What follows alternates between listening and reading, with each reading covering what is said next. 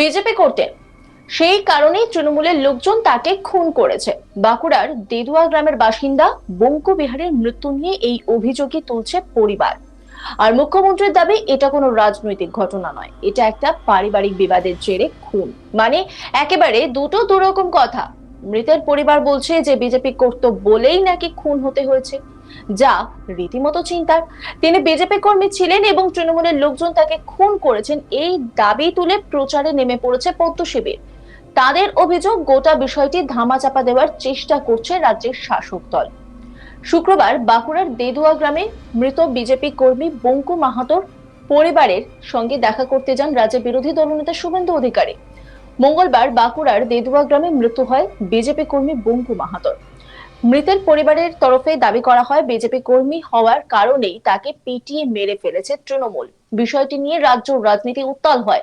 বাঁকুড়া জেলা পুলিশ দাবি করে বঙ্কু মাহাতোর মৃত্যুর সঙ্গে রাজনীতির কোনো যোগ নেই, পারিবারিক বিবাদের জেরেই তিনি খুন হয়ে থাকতে পারেন বলেও দাবি করেন। সেই একই দাবি করেন রাজ্যের মুখ্যমন্ত্রী মমতা বন্দ্যোপাধ্যায়। এরপরই শুক্রবার রাজ্যের বিরোধী দলনেতা শুভেন্দু অধিকারী মৃত বিজেপি কর্মী বঙ্কু মাহাতোর বাড়িতে যান, কথা বলেন মৃতের পরিবারের সঙ্গে।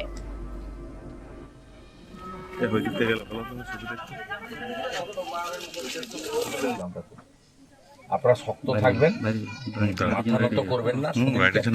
যাবো একটা সিসিটিভি এক্সিট এন্ট্রান্সে বাড়িতে লাগিয়ে, যতক্ষণ না এই কেসটা আমরা হ্যান্ড ওভার করতে পারছি ততক্ষণ পর্যন্ত এদেরকে দুরকম হতে পারে, প্রলোভনও দেখাতে পারে, ভয়ও দেখাতে পারে।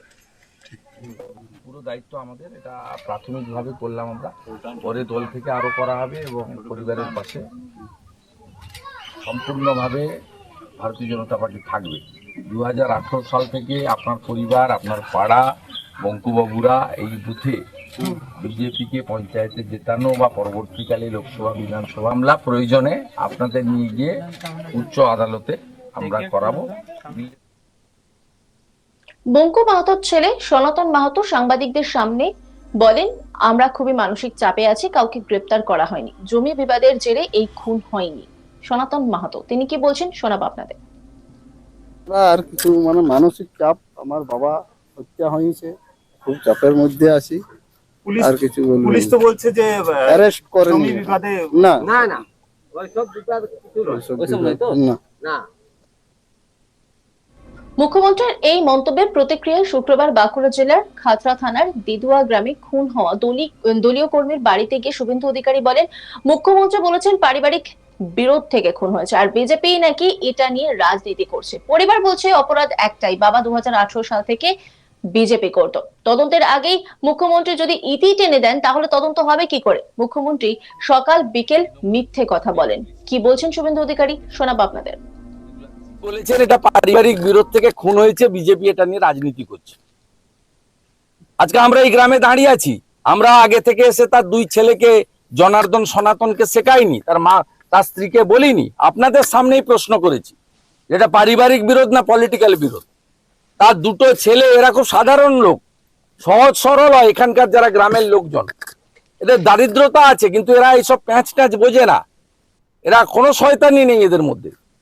এরা ক্লিয়ারলি আপনাদের সামনে আমাদেরকে বলল অপরাধ একটাই, 18 সাল থেকে বাবা বিজেপি করেন, অপরাধ একটাই, এবারেও এই বুঝে বুথে পদ্ম ফুলে গিয়েছে। তাহলে কিভাবে না না, মুখ্যমন্ত্রী পুলিশ মন্ত্রী তিনি আইও কেস ডায়েরি সাবমিট করার আগে, চার্জশিট সাবমিট করার আগে তিনি যদি কনক্লুশন টেনে দেন তদন্তে, তাহলে পশ্চিমবঙ্গে তদন্ত হবে কি করে? এই জন্য তো হাইকোর্ট বলুন, সুপ্রিম কোর্ট বলুন, আদালতগুলি পশ্চিমবঙ্গ পুলিশের উপর আস্থা রাখতে পারছে না। তারা প্রত্যেকটা কেসেই পুলিশের এফআইআর কে নয় বলছে ফলস এফআইআর, নইলে ট্রান্সফার করছে সিবিআই কে, নয় এনআইএ। আজকে পুলিশ মন্ত্রী তার 48 ঘন্টা ধৈর্য রাখার নেই, তিনি পাবলিকলি তার জাজমেন্ট, ইনভেস্টিগেশন, পানিশমেন্ট, কনক্লুশন টেনে দিয়ে বললেন যে পারিবারিক বিরোধ, এর সঙ্গে রাজনীতি নেই। এত বড় মিথ্যাবাদী, তো মিথ্যা কথা তো ডেলি সকাল আর বিকাল বলেন। কালকেও বলে গেছেন আড়িয়াদহ ব্যারাকপুর লোকসভার অন্তর্গত, আড়িয়াদহ কামারহাটি দমদম লোকসভার অন্তর্গত এবং দমদম লোকসভাতে 2009 থেকে অদ্যাবধি সৌগতরা এমপি, অর্জুন সিং কখনো এমপি নয়। অথচ তিনি কালকে দাঁড়িয়ে বলছেন যে এখানে 2021 সালের ঘটনা এবং এখানে অর্জুন সিং এমপি ছিলেন। যে মুখ্যমন্ত্রী 13 বছর মুখ্যমন্ত্রী করার পরে আড়িয়া দেওয়াটা কামারহাটির মধ্যে, আর কামারহাটিটা দমদম লোকসভার মধ্যে জানে না, এইরকম একজন নিম্ন মেধার অর্ধশিক্ষিত মুখ্যমন্ত্রীকে নিয়ে আমাদের চলতে হচ্ছে। আর মুসলমানরা এক হয়ে ভোট দিচ্ছে, আর কিছু গরিব মানুষ ভাতার লোভে ভোট দিচ্ছে, আর পুলিশ কিছু ছাপ্পা মারছে, তাই আমাদের বয়ে নিয়ে যেতে হচ্ছে। এটা দুর্ভাগ্য পশ্চিমবঙ্গ। বিজেপি করতেন, সেই কারণেই তৃণমূলের লোকজন তাকে খুন করেছে। বাঁকুড়ার দেদুয়া গ্রামের বাসিন্দা বঙ্কু বিহারের মৃত্যু নিয়ে এই অভিযোগে তুলছে পরিবার। আর মুখ্যমন্ত্রীর দাবি এটা কোনো রাজনৈতিক ঘটনা নয়, এটা একটা পারিবারিক বিবাদের জেরে খুন। মানে একেবারে দুটো দুরকম কথা। মৃতের পরিবার বলছে যে বিজেপি করতো বলেই নাকি খুন হতে হয়েছে, যা রীতিমতো চিন্তার। তিনি বিজেপি কর্মী ছিলেন এবং তৃণমূলের লোকজন তাকে খুন করেছেন। এই দাবি তুলে প্রচারে নেমে পড়েছে পদ্ম শিবির।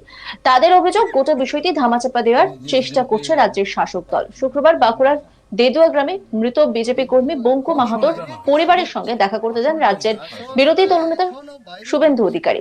মঙ্গলবার বাঁকুড়ার দেদুয়া গ্রামে মৃত্যু হয় বিজেপি কর্মী বঙ্কু মাহাতোর। মৃতের পরিবারের তরফে দাবি করা হয় বিজেপি কর্মী হওয়ার কারণেই তাকে পিটিয়ে মেরে ফেলেছে তৃণমূল। মৃত ব্যক্তির ছেলে তিনি কি বলছেন শোনাবো আপনাদের। আমরা আর কিছু মানে মানসিক চাপ, আমার বাবা হত্যা হয়েছে, খুব চাপের মধ্যে আছি। আর কিছু বলবো পুলিশ তো বলছে যে অ্যারেস্ট করেনি। জমি বিবাদে না না না ওইসব বিচার কিছু নয়। ওইসব ওইসব নয় তো? না। না শুভেন্দু অধিকারী সেই পরিবারের সঙ্গে দেখা করতে গিয়ে কি বলেন শোনাবো আপনাদের। পারিবারিক বিরোধ থেকে খুন হয়েছে, বিজেপি এটা নিয়ে রাজনীতি করছে। আজকে আমরা এই গ্রামে দাঁড়িয়ে আছি, আমরা আগে থেকে এসে তার দুই ছেলেকে জনার্দন সনাতনকে শেখাইনি, তার মা তার স্ত্রীকে বলিনি, আপনাদের সামনেই প্রশ্ন করেছি যেটা পারিবারিক বিরোধ না পলিটিক্যাল বিরোধ। তার দুটো ছেলে, এরা খুব সাধারণ লোক, সহজ সরল হয়। এখানকার যারা গ্রামের লোকজন, এদের দারিদ্রতা আছে, কিন্তু এরা এইসব প্যাঁচ ট্যাঁচ বোঝে না। এরা কোনো শয়তানি নেই এদের মধ্যে।